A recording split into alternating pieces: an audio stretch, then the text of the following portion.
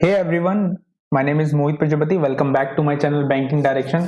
दोस्तों, सुबह से मुझे बिल्कुल टाइम नहीं मिला कोई भी वीडियो रिकॉर्ड करने का, बट कल से मैं देख रहा हूँ काफी बच्चों के कमेंट्स भी आए हैं। कुछ बच्चों के एग्जाम क्लियर हुए हैं, congratulations to them again. And कुछ बच्चों के एग्जाम क्लियर नहीं हुए हैं, कुछ का सेकंड अटेम्प्ट था, किसी का फर्स्ट अटेम्प्ट था, और काफी बच्चे डिमोटिवेटेड भी हैं।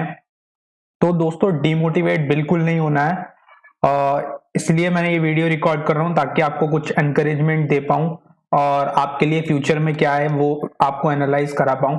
तो ये वीडियो सिर्फ आपको एनकरेज करने के लिए होगी। और अब हम क्या करने वाले हैं, किस तरीके से हमारी प्लानिंग रहेगी आने वाले एग्जाम्स के लिए, वो चीज मैं आपको बताऊंगा। तो दोस्तों देखो, डिमोटिवेट होने की बिल्कुल जरूरत नहीं है आपको। डिमोटिवेशन अगर आप लेके आओगे ना, तो वो एक ऐसी चीज है जो आपको कभी आगे बढ़ने नहीं देगा। तो अगर आरआरबी पीओ नहीं होता है ना, तो आपके लिए बहुत सारे अच्छे अच्छे एग्जाम है। आईयूपीएस पीओ है और एसबीआई पीओ है। तो अगर एक चीज नहीं होती है ना, तो कुछ तो गया है, ऐसा नहीं है गया नहीं है, कुछ तो गया है, बट ऐसा नहीं है सब कुछ चला गया है। ठीक है, अभी तक आपके पास एसबीआई पीओ और आईबीपीएस पीओ जैसी अपॉर्चुनिटी है जो आरआरबी पीओ से बहुत बेटर है। लाइक बहुत अच्छी आपको ये भी चीज पता होगी कि आईपीएस पीओ और एसबीआई पीओ आरआरबी पीओ से कितने बेटर है। तो आपको बिल्कुल डिमोटिवेट नहीं होना है, अपने आप को सोचना है कि आपने क्या गलती की है। देखो, आपके सामने लाइव एग्जांपल मैं हूं। मैं अच्छे से मॉक टेस्ट लगाता था, मॉक टेस्ट सीरीज स्टार्ट करी थी, अच्छे नंबर आते थे, अच्छे मार्क्स आते थे, एंड आई अटेम्प्टेड 56 और मुझे लग रहा था कि मेरा हो जाएगा, बट नहीं हुआ। तो कोई बात नहीं, हो जाता है, कभी कभी हमें फेलियर्स देखने पड़ते हैं। लास्ट ईयर 2020 में मैं खुद क्लियर कर चुका हूँ आरआरबीपीओ इन जस्ट 50 अटेम्प्ट्स, और प्रीलिम्स भी क्लियर किया, मेंस भी क्लियर किया, इंटरव्यू भी क्लियर किया, तीनों चीजें क्लियर की हैं। और बट फाइनल कट ऑफ में रहा हूं, तो कोई टेंशन नहीं है। लास्ट टाइम में वहां तक पहुंच गया था, बट इस टाइम प्री भी नहीं हो पाया, कोई बात नहीं। तो अपने आप को डिमोटिवेट बिल्कुल मत करो। एक तो इस फेज से निकल के आओ। आपके अंदर इस टाइम क्या होना चाहिए, एक तरीके से इतनी एनर्जी होनी चाहिए कि आप बस ये सोचो कि अब तो मुझे कुछ ना कुछ करना है। अब मेरे जितनी भी मैंने गलतियां की थी, जहां जहां मैं नहीं सही से फाइट ली है मैंने, अब मुझे फाइट लेनी है। मैंने अपनी एक्सक्यूज देना बिल्कुल बंद कर दो कि ये चीज हुई होगी, वो चीज हुई होगी, ऐसा नहीं होगा। नहीं, अगर हमारा सिलेक्शन नहीं हुआ है तो गलती हमारी होगी। कहीं ना कहीं हमने कमी छोड़ी होगी। मैंने जो कमी छोड़ी वो मैं बिल्कुल एनालाइज कर चुका हूं, और अब मुझे आगे क्या करना है वो मैं डिसाइड भी कर चुका हूं। तो ये चीज मैं ऑलवेज करता हूं, जब अगर मेरा कोई प्री क्लियर नहीं होता है तो मैं ये चीज सोच लेता हूं कि हाँ, मैं कहीं ना कहीं कहां तक मैंने अपनी कमी रखी है और कहां तक मैंने फाइट ली है। तो और ज्यादा फाइट लेने की जरूरत है, और बिल्कुल लेंगे हम। तो दोस्तों देखो, डिमोटिवेट मत होना। आपके लिए इस टाइम जो एग्जाम है वो आईपीएस पीओ है, आईपीएस क्लर्क है। अभी दो रिजल्ट पेंडिंग है, जो कि एसबीआई क्लर्क और आरआरबी क्लर्क का है, और एसबीआई पीओ है।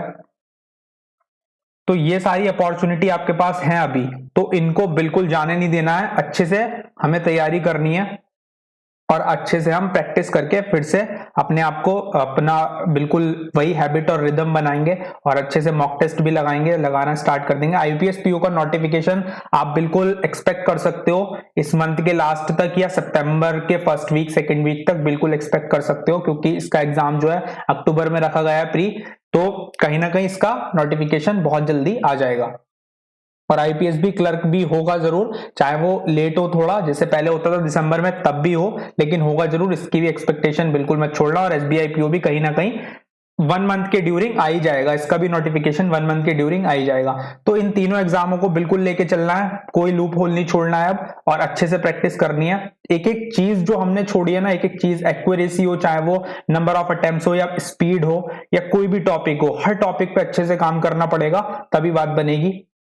कहीं ना कहीं मुझे देखो, मेरा सिलेक्शन जो रहा है कहीं ना कहीं वो एक्यूरेसी पर गया है, क्योंकि मुझे लगता है मैं एक्यूरेट नहीं रहूंगा रीजनिंग के अंदर। क्वांट में मुझे पूरा भरोसा रहता है, बट रीजनिंग में कहीं ना कहीं मुझे मिसलीनियस का लग रहा है। तो मैंने अपनी ये गलती एनालाइज करी है, और अब मैं इसी पे ही काम करने वाला हूं। अब देखो हम क्या करेंगे, कल मॉर्निंग में मैं आपको एक शेड्यूल दूंगा, शेड्यूल प्रोवाइड करूंगा। तो इस शेड्यूल को आपको फॉलो करना है, और ये होगा 15 डेज के लिए, और सिर्फ प्री के लिए होगा। तो प्री के लिए होगा, और 15 डेज तक आपको क्या किस तरीके से लेके चलनी है, डेली वाइज प्रैक्टिस। और कुछ बच्चों का मेंस भी, वो मेंस भी कर रहे हैं और प्री भी, तो देखो मेंस और प्री अब करना पड़ेगा। अब ये हमारी ये हमें हैबिट बनानी पड़ेगी, और ऐसा नहीं है हम सिर्फ प्री पर मेंस पर फोकस करेंगे, सिर्फ ये सोच के रहेंगे कि एसबीआई क्लर्क का मेंस है तो सिर्फ हम उस पर ही फोकस करेंगे। और क्यों, बिकॉज अभी उसका रिजल्ट नहीं आया। अगर रिजल्ट इन केस रिजल्ट आता है देन आप टोटली उस पर फोकस, जब रिजल्ट आता है और आपका सिलेक्शन हो जाता है तो टोटली उस पर फोकस करना। बट अभी के लिए आपको प्री और मेंस दोनों साथ चलाने होंगे, बिकॉज हमने आईपीएस पीओ एसबीआई पीओ को हल्के में बिल्कुल नहीं लेना है और अपने आप को और स्ट्रांग बनाना है प्रीलिम्स के अंदर। तो प्रीलिम्स की प्रैक्टिस करनी होगी, बिल्कुल सेट बैलेंस वे में चलेंगे हम। मेंस को कितना टाइम देना है और प्री को कितना टाइम देना है, दोनों का बैलेंस वे में लेके चलेंगे। हमने स्टडी करनी होगी 9 to 10 आवर्स की, तभी बात बनेगी, और वरना बात नहीं बनेगी। तो अच्छे से फाइट लेनी है। कल मैं आपको शेड्यूल प्रोवाइड करूंगा, कोई डिमोटिवेट नहीं होना है आपको, और अपने अंदर एक एनकरेजमेंट रखनी है और अपने अंदर फाइट लेने की और ज्यादा एनर्जी लेके आनी है आपको।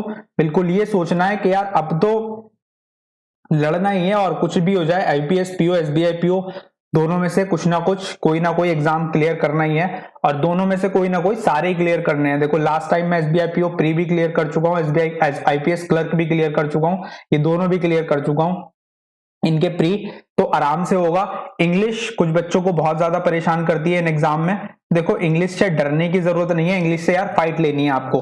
एक इंग्लिश तो एक एज एन लैंग्वेज है, जितना आप इसके अंदर घुसोगे और जितना आप इसको रीड करोगे पढ़ोगे और जितना अच्छे से इस पे काम करोगे उतनी अच्छी आपकी कमांड बनती जाएगी। इंग्लिश और कुछ नहीं है। बच्चे बस घबराते रह जाते हैं, वो सोचते रह जाते हैं बट काम नहीं करते हैं। बट आपको इस पर वर्क करना होगा और इस पर काम करना होगा अच्छे से, तभी इंग्लिश आपकी धीरे धीरे स्ट्रांग होगी। तो कल के शेड्यूल में बताने वाला हूं कि किस तरीके से मॉक टेस्ट को लेके चलना है प्री के लिए, और किस तरीके से अपने प्रैक्टिस को लेके चलना है। मेंस का एकदम मैं सेपरेट कर दूंगा कि आपको मेंस को इतना टाइम देना है और अपने प्री को इतना टाइम देना है, बिकॉज मैं मेंस का बता चुका हूं आपको कैसे कैसे करना है, और अब मैं प्री का भी एक सेट करने वाला हूं कि आपको 15 डेज तक अब प्री को ऐसे लेके चलना है। और जिस तरीके से आपका रिजल्ट आ जाता है एसबीआई क्लर्क का, तो आप प्री की प्रैक्टिस थोड़े दिन के लिए होल्ड पर रख दो और मेंस पर फोकस करना, फिर ये करना होगा हमें जरूरी। बिकॉज प्री को अब हम ही हल्के में नहीं ले सकते और छोड़ नहीं सकते हैं, बिकॉज प्री का पैटर्न काफी चेंज हो गया है। क्वेश्चंस आने अच्छे लेवल के क्वेश्चंस आने स्टार्ट हो गए हैं, और एक चीज हो गई है कि क्वेश्चंस में बहुत घुमा फिरा के पूछना स्टार्ट कर दिया गया है ताकि बच्चे फंसे और बच्चों से गलतियां हों। तो ये चीज होने लग गई है, तो इसको भी अब हल्के में बिल्कुल नहीं लेना है, अच्छे से प्रैक्टिस करनी है और क्लियर करके रहना है, चाहे वो आईपीएस पी हो, एसबीआई पी हो या आईपीएस क्लर्क हो। तो सारे एग्जाम क्लियर करेंगे और अच्छे से फाइट लेंगे। तो ये वीडियो दोस्तों अगर आप देखोगे आपको ऑब्वियसली एनकरेजमेंट मिलेगी, और आप पक्का शेड्यूल फॉलो करना, कल से शेड्यूल फॉलो करना। देखो वो मेरा शेड्यूल है और मैं उसे फॉलो करता हूं, और फॉलो करेंगे जरूर। और इस बार आईपीएस पीओ एसबीआई पीओ का प्री क्लियर भी होगा, ये गारंटी है। मैं अपना तो क्लियर करके ही रहूंगा और आपका भी क्लियर करा के रहूंगा अगर आप साथ साथ में मेहनत करते हैं तो थैंक यू सो मच दोस्तों। चैनल पर अगर आप न्यू हो तो चैनल को सब्सक्राइब करना, आपको ऑब्वियसली बेनिफिट मिलेगा। और टेलीग्राम पर अगर आप ज्वाइन नहीं हुए तो टेलीग्राम चैनल ज्वाइन कर लेना जरूर, @बैंकिंग डायरेक्शन सर्च करना टेलीग्राम पर।